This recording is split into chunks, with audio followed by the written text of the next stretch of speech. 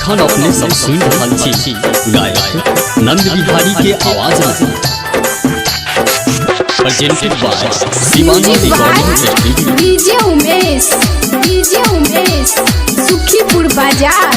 भैया सासुर के छौरा सेटिंग अपन लगल खैयो हेयो सेटिंग अपन लगल खैयो हां सेटिंग अपन लगल खैयो भौजी के छोटकी बहिन के घर हे खान पटल खैयो हेयो भौजी के छोटकी बहिन के घर हे खान पटल खैयो हेयो भौजी के छोटकी बहिन के घर हे खान पटल खैयो।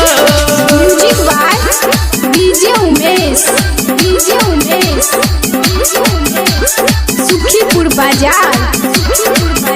सिंगर बाबा नंद बिहारी। भौजी के बहिन चले बड़ा रे छिहत्तरी छौरा संग फंस गेले चोरी लटकी कदर जवानी चले भौजी के छोटकी बहिन के यो छोटकी बहिन के हां छोटकी बहिन के भौजी के छोटकी बहिन के घर हे खान पटल खैयो यो भौजी के छोटकी बहिन के घर हे खान पटल खैयो यो भौजी के छोटकी बहिन घर हे खान पट के खैयो।